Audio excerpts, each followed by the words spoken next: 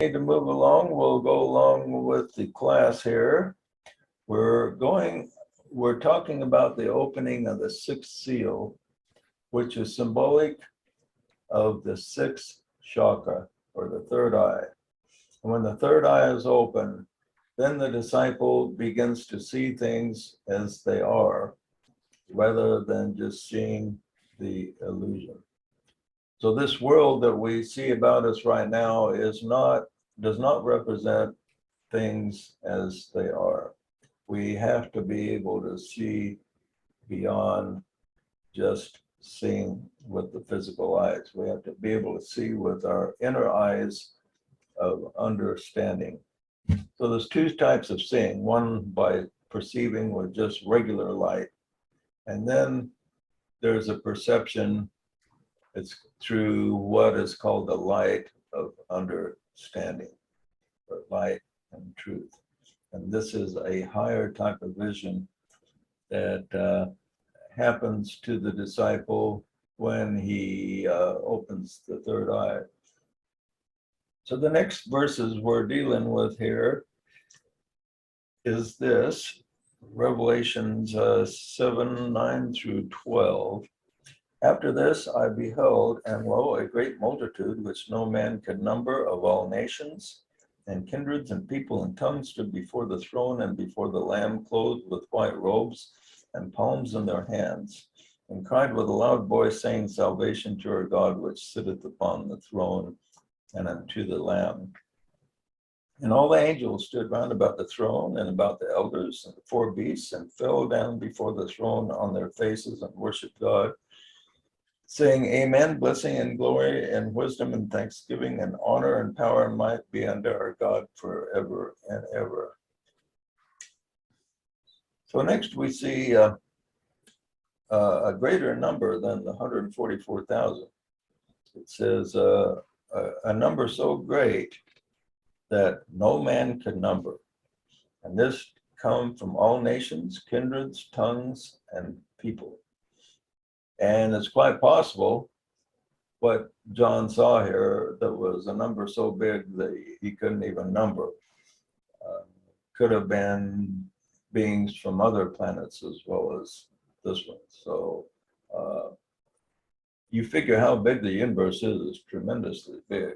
We have 200 billion star systems in this galaxy, and they figure that there's at least trillions of galaxies in the whole universe. So it's really a big place when you think about it. So if they just had a handful from each planet, that would be a number bigger than John could fathom right there. But if it's just with this planet, it could still be a pretty big number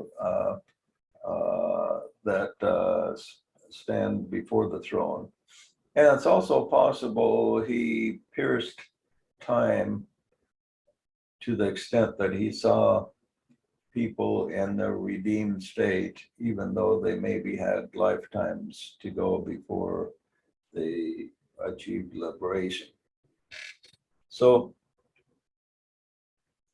once the disciple has mastered these energies of the sinners, then he tunes into the oneness principle.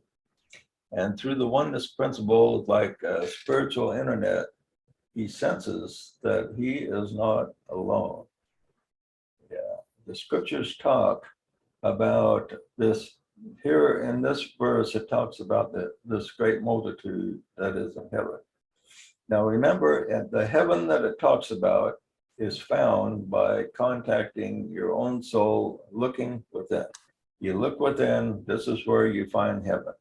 And when you look in heaven, you find this great multitude that no man can number. In other words, you sense that you are not alone, that there are numerous, an untold number of entities that compose the life of God, that you are receiving a life flow from, that the life of God flows through you. A little bit like one cell in your body becoming aware that there's trillions of other cells and the life of the body is flowing through you all, and you can tune into that life. So it's a little bit like that for us when we pick this up. Now, the scriptures hint at this contact in the book of Hebrews. It says this: we are come to Mount Zion and to the city of the living God. All right. Need to put you on mute there. Now ye are come to Mount Zion, unto the city of the living God, the heavenly Jerusalem, and to an innumerable company of angels, and to the general assembly and church of the firstborn, which are written in heaven, and to God the judge of all, and to the spirits of just men made perfect. So when the person reaches this enlightenment, he gets in harmony with the kingdom of heaven within him, and he senses that there is a heavenly New Jerusalem, and there is an innumerable company of angels, which is persons, and to the general assembly of the church of the firstborn. Now, people associate the firstborn with Jesus. Jesus is called the firstborn of a great family of brothers. And most regular Christians think that Jesus alone has the title of the firstborn because he was the first to be resurrected. But according to this, there's a church of the firstborn in heaven, and it's just not composed of Jesus, but composed of many, many individuals. In other words, there are many Christ-like entities in the invisible worlds. And the disciple, when he reaches soul contact, can tune into these and receive impressions, not only impressions, but just the flow of spiritual life that is there can begin to flow through him. And eventually molecules of entities of human beings will be established on the earth where the spiritual flow will flow through the individuals that's organized in a molecular order. Now, on an individual level, this is let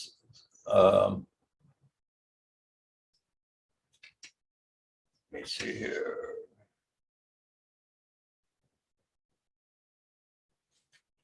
Oh, got the wrong page there. Okay, Jesus was called the firstborn, as we said. So this brings us in touch with other firstborns when we reach this point. Now, the disciple goes through a dark night, and this is eventually when he passes through this dark night. He has to pass through this before he gets to the church of the firstborn, to where he's in contact with these Christed souls. Now, when a person achieves soul contact, the great part about that is your own soul is in contact with other souls, and they all have a similar vibration to the Christ. If the Christ were to appear to you and your soul was able to appear to you as a person, they would be very much the same because they're both in contact with the spiritual world. Both have the same context. So we can.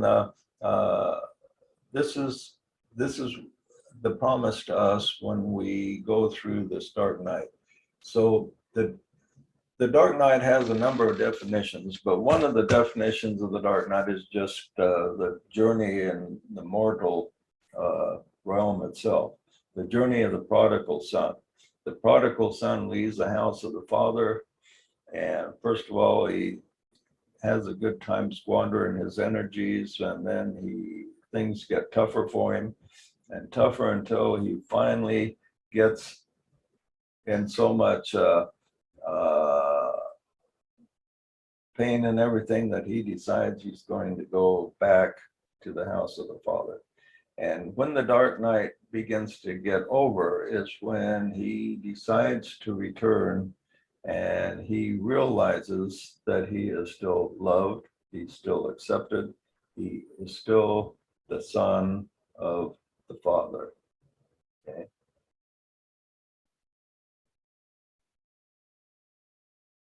So the firstborn, or Christed ones, are those that have in the scriptures here with the white robes. The white robes symbolize their purity. And the palms, it says they have the palms in their hands. This symbolizes their joy that they achieve through spiritual achievement. And there's something about achievement that brings a feeling of satisfaction that nothing else does. The person can win the lottery or get the love of his life or whatever, but there's nothing that takes place of an actual achievement where you have a goal and you have risked everything to reach it and you finally are able to achieve it. It produces a feeling that is can't really be duplicated any other way. And this is represented by the palms in their hands. Okay. Then one of the elders answered me, saying, which are these which are arrayed in white robes, and whence came they? And John said to him, sir, you know, I don't know. And he said to me, these are they which came out of great tribulation, and washed their robes, and made them white in the blood of the Lamb. Therefore they are before the throne of God, and they serve him day and night in his temple. And he that sitteth upon the throne shall dwell among them. And they shall hunger no more, neither thirst any more, neither shall the sun light on them, nor any heat. For the Lamb which is in the midst of the throne shall feed them, and shall lead them into living fountains of waters, and God shall wipe away the tears from their eyes. Okay, the verse then, as we just read, starts out, one of the elders answered, saying, who are these which are arrayed in white robes, and whence came they? This is symbolic of the inner voice. The disciple crosses the threshold. He begins to open up his inner understanding.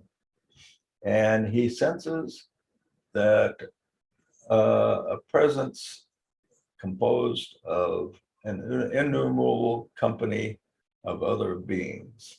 Okay. And so he begins to ask this question to himself, how come I wasn't aware of this before? Where did this come from? And how come I've been on the dark about it? And then the angel says, I said unto him, he says, these are they which came out of great tribulation, and have washed their robes and made them white in the blood of the Lamb. So what is the great tribulation?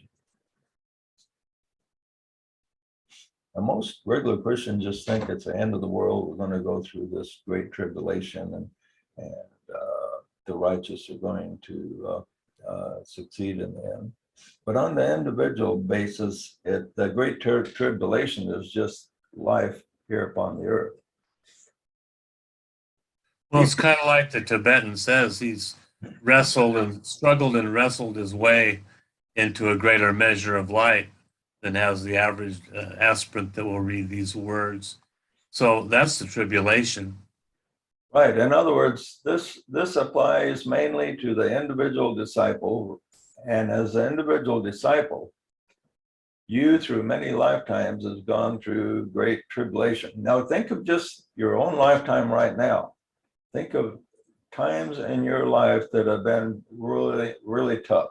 You've maybe gone through a crisis or two. And when you look at it from your point of view, it has been great tribulation.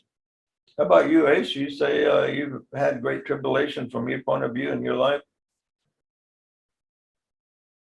Yes, definitely. Yeah. On the other hand, maybe yours is pretty great compared to somebody like Christopher Reeve that played Superman, who was completely paralyzed. And he certainly went through great tribulation. This earth, you, over a series of lifetimes, we go through great tribulation. So he says,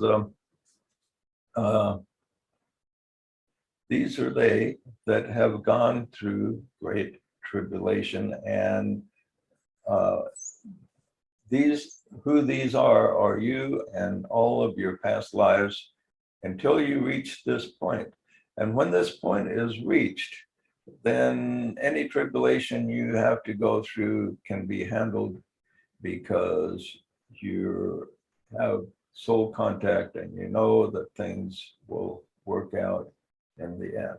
Still may have things to handle no matter what your contact is, but the spiritual contact will make it a lot easier.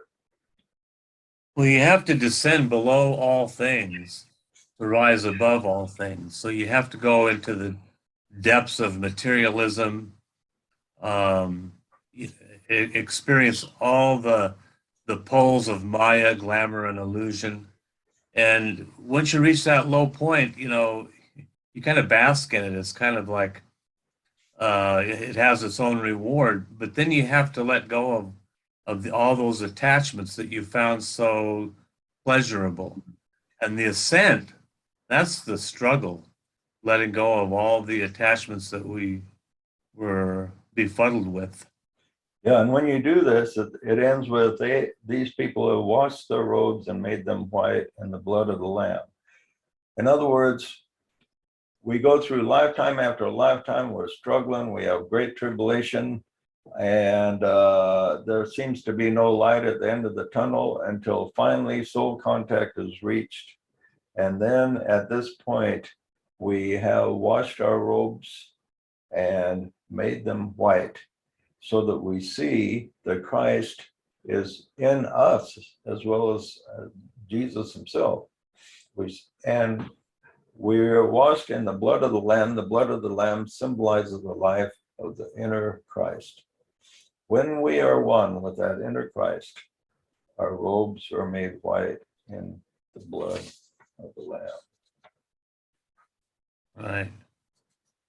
So the next verse says, therefore, they are before the throne of God, and they serve him day and night in his temple, and he that sitteth on the throne shall dwell among them. So they feel that inner presence here. How is it that they are now before the throne of God? What has to be removed for the disciple to feel that he is worthy to be before the throne of God? That thought right there. He has to remove the thought that he's not worthy. Right. And what's that feeling that people have that makes them feel not worthy?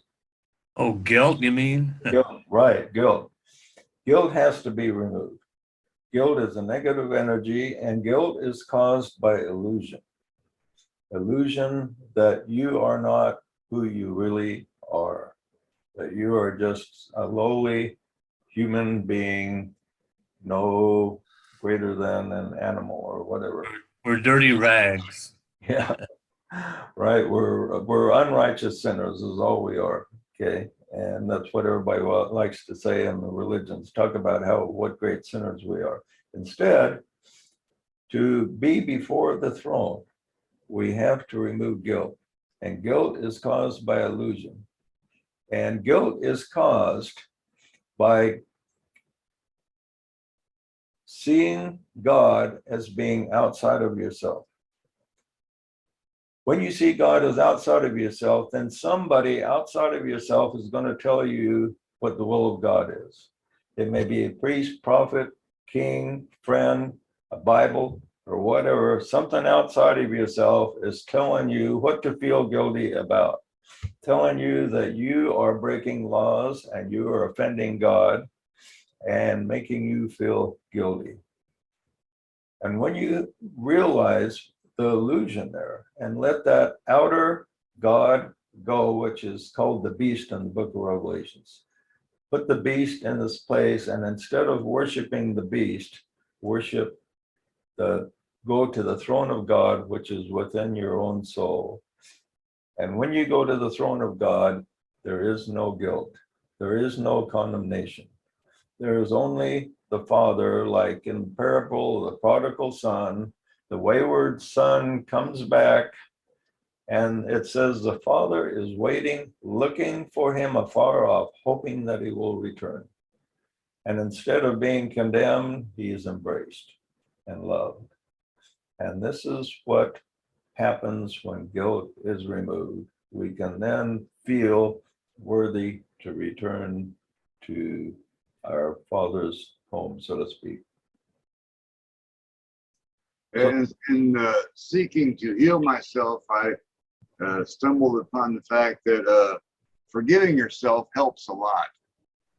Oh yeah, that's tremendous. I mean, guilt and negative suppression of negative feelings is the cause of a lot of illness. And if you don't get ill from it, your energy will at least be depleted. So if you can accept yourself as you really are, you have a lot more life energy flowing through your entire system, producing much better health. AJ, Yeah. and to deal with that, you know, there's a transformation taking place in what you're talking about. The person is healing himself away from the outside authority, and I don't know if I read it somewhere or if it just dawned on me one day, but the things I read that the engines that power every religion on earth are two engines: guilt and fear. And you get rid of those by getting rid of the outside authorities. Right. Stop listening to them. Exactly. Guilt and fear is the foundation of most religions. That's how they get their large donations and the tremendous support that they have, because they're afraid of going to hell. Well, that's true, they're traps. They're mind traps that trap you into that, and it's tough breaking away from that. Yeah. You go to Europe, behind every big church, there's a cemetery, which represents sacred ground. And if you want to go to heaven and be acknowledged by Jesus, you have to be buried in hallowed ground. And you have to give a large amount of money and your allegiance to the church to be buried there. And otherwise, Jesus won't acknowledge your when you in the resurrection. Now, I know in the Middle Ages they were really strict on that. Are they still? Do they still Not think as so? much. Not as much. But that's why, you know, if they burned you at the stake, that was the ultimate destruction, because then Jesus couldn't find you. You know, you're lost. You're gone. Or if you're beheaded, you know, you have to be really, really toe the line according to the powers that were. And of course, back then, if you had a Bible, you'd be put to death. You couldn't read the Bible and interpret it on your own. So yeah, you're right. Yeah, fear and guilt, those were the two big ones. Be God-fearing and fear the church, fear the Pope, fear that external authority. Hey, that makes more sense now. I just I watched a little while ago the thing on Netflix called Nightfall. It was a series about the Templars, and a lot of them were taken and burned at the stake as a slap in the face to them, so they could never enter heaven. Yeah, interesting. Also, the scriptures tell them not to shed blood, and that's one way they could kill them without shedding blood. There was another reason they burned them at the stake. So it's interesting. Interesting what people, when you hear people doing kind of weird things that don't make sense, it's often religious ideas behind it. That's for sure. So anyway, the disciple bypasses the outward authority, and the great difference between the outward authorities and the inward is the outward will condemn at the drop of a hat, and the inward God never condemns you. Think of the times that you felt that inner spirit in your own life. Did you have any sense that it was condemning you? You just didn't. Now, guilt you do. Guilt doesn't come from the inner spirit. It comes from the outer personality. Okay. So the second thing it says here, they serve him day and night in his temple. What is God's temple?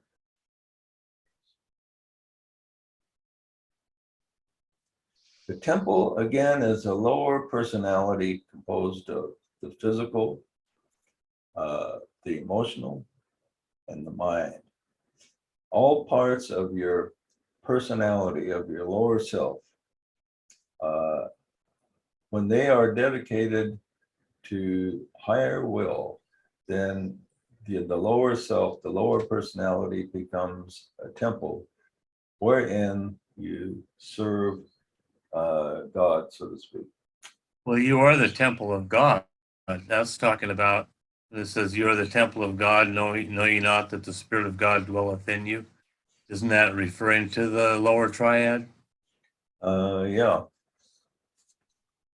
And then it says, he that sitteth on the throne shall dwell among them. So the presence of God himself descends through your soul down to the lower personality. So you feel it in your mind and in your inner feelings, and it goes clear down to register eventually in your physical brain. When your physical brain is last to get the registration of the spiritual context that you have. The higher parts of yourself register, sometimes will register contact, and you don't really register consciously in the physical brain. But eventually the disciple becomes more sensitive and he begins to register the inner contacts with greater accuracy. Okay, any comment on that? The next verse says, they shall hunger no more, neither thirst any more, neither shall the sun light on them, nor any heat. Now the hunger it talks about is different than just the regular hunger. It's true, and when we die and go to the next world, we don't have to suffer hunger anymore in this type of thing, but it's talking about us right here, right now. And even though you may have a little physical hunger now and then, even though you have a lot of food in the refrigerator, you still get hungry in between meals. But it's a different type of hunger here. The hunger that people have as they go through the dark night is a hunger for greater purpose in life, greater spiritual contact, especially a purpose in life. There's so many people feel that they just don't have enough purpose. They may have goals and they get maybe a lot of financial success, a lot of accolades from friends and in business, and they achieve all these things and they still are not satisfied. There's people that have vast fortunes, a vast amount of money, still commit suicide because they just don't have a purpose. There's actors, for instance, that have achieved a lot of fame and accolades and love from their fans, and yet they still commit suicide. Like Robin Williams. Yeah, and or Freddie Prinze, for instance, he was just loved by us. The man. Everything going for him, but he still didn't feel that purpose, and so the people hunger. This is the hunger that the pilgrim has as he's going through his lifetimes on the earth. He's hungering for purpose. So, but when he reaches this point, when the sixth seal is open, then he hungers no more. He feels that the spiritual food is now there for him. Now he can finally feast. Neither shall he thirst anymore. And this is the same connotation, both the hunger and the thirst for the spiritual life. Okay, you hunger for a purpose, we thirst for the life essence of the Spirit. And when the sixth seal is open, then the person is relieved of this thirst. He feels the life of the Spirit beginning to flow through him. So he doesn't feel alone, doesn't feel disconnected anymore. Because until the sixth seal is open, there's a certain disconnect each life has from the source. And we sense that.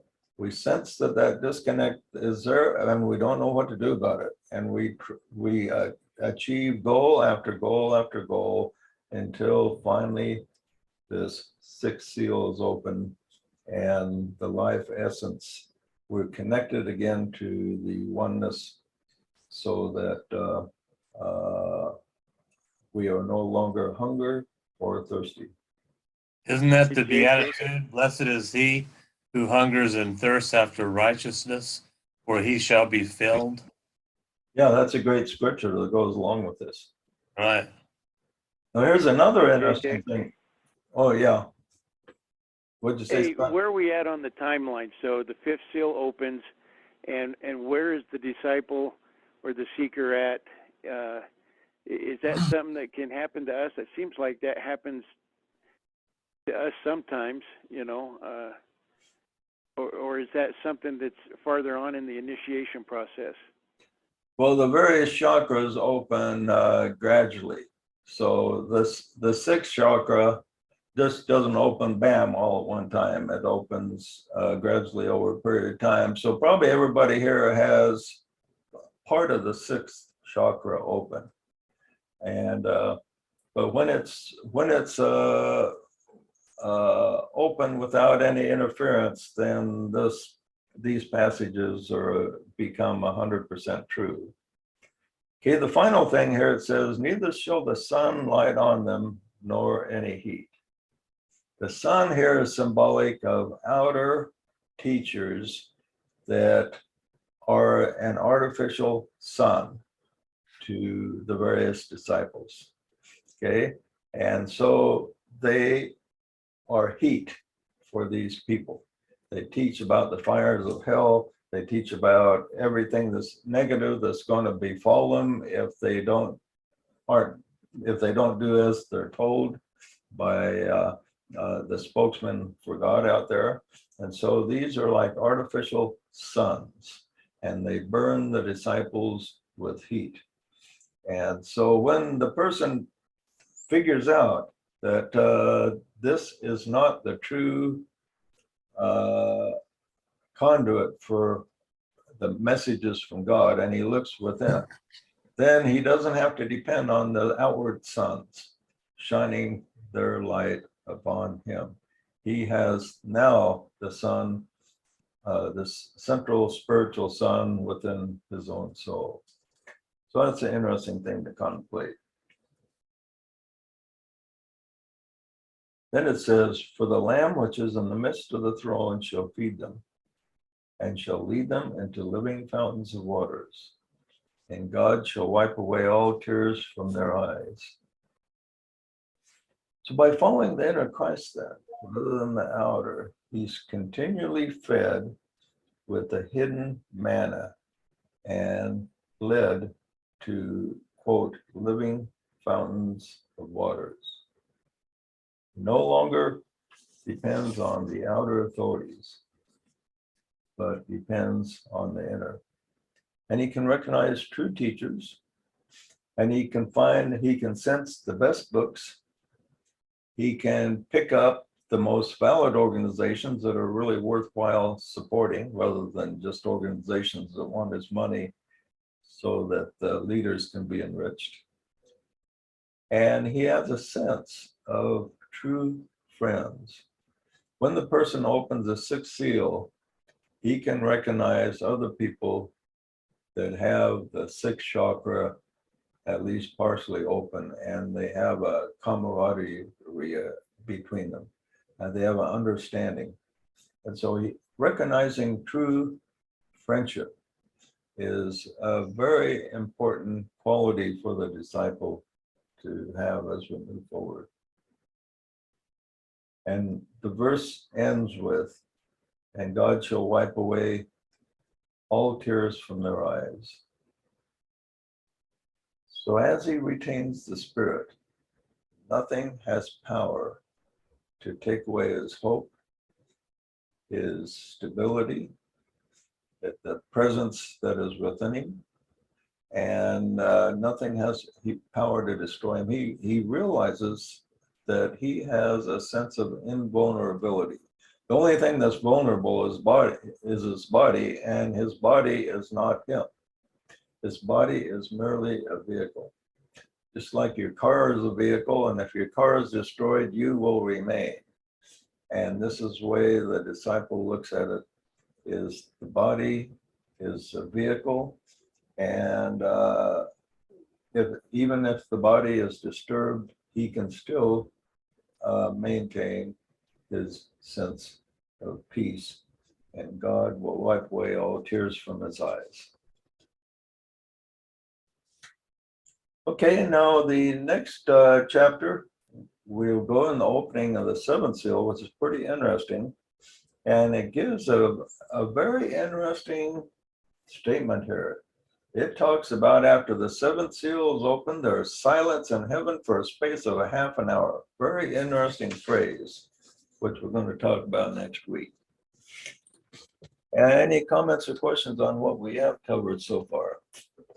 Yeah, somebody said that's because there were no women there. Good humor there. Yeah, heaven must be really noisy if you can't even get a half an hour apiece. Yeah, since we're all men here, we can get by with jokes like that today. Or You get away with it today. Watch out for next yeah, time. Artie's left the room, so I don't have to worry. So just all guys. So unless somebody's got a guy joke, we're reaching the end of our class here. Anyone got any good jokes, by the way? Well, I had a question for you, JJ. Okay. Did you ever find out where all the toilet paper goes? What, you mean when you flush it? No, I mean, you were asking this question where there's a class at the gathering about the difference between men and women, and you wanted to know where Oh, they yeah, right. Oh, it's an amazing thing how women use so much tissues. You know, I get a box of tissues, and the only time I use it is clean my glasses or if I get a cold.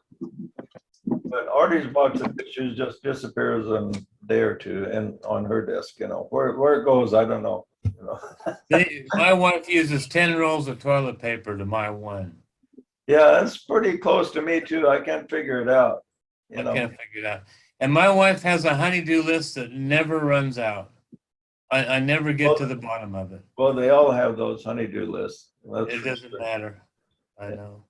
And it's kind of funny how if you sit back, think, well, I got a couple hours free time here, and the female sees that you got free time, what do they start thinking? Well, he's got this free time. What can I put him to, how can I make use of that free time? You can only watch TV with her. Yeah. We have a female guest that comes visits us 3 days out of the week, and her car is packed full of luggage. I would probably use one little overnight thing, and she's got like 5 big bags of luggage. I got to pack in. When you and I used to sell signs and books, and we traveled, it took me 15 minutes to pack and one little small suitcase, and I was off for sometimes a couple weeks. With a female, when you just go for a day or two, your car is completely packed. I mean, Going down the road like that. That's because it's you just go overnight and your car is just packed with all kinds of stuff. You know. And, Yeah, but where would we be JJ? without him? yeah. Yeah, that's Because- funny. oh my, Yeah, go ahead, Scott. I was gonna say that's because they need 4 suitcases just for the tissue. Maybe I don't know. Yeah. But Yeah, it's JJ, funny. It's funny the difference between males and females. It's well, they say opposites attract. There's something about the opposite ways of females that are really attractive to men for some reason. We can't figure out why, but it's certainly there. That's a mystery. The one thing we do know is the females are a lot better looking than we are. And I read somewhere that basically the purpose of the females is to civilize the males. that's what they think anyway.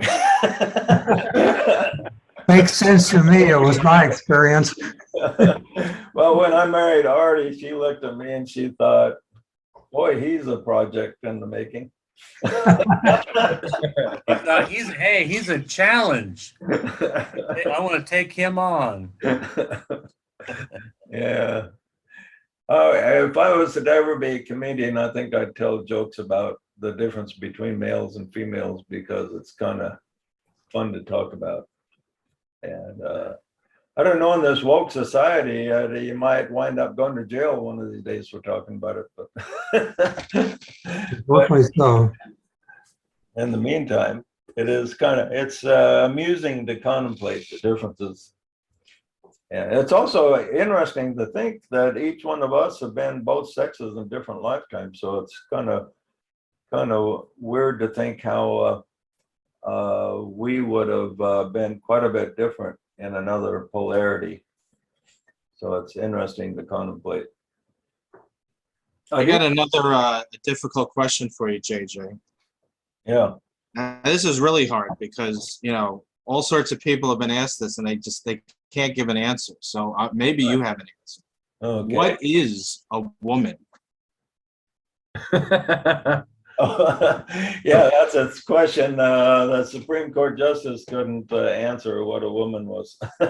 I think the answer is pretty simple. A woman is the most wonderful thing in the world.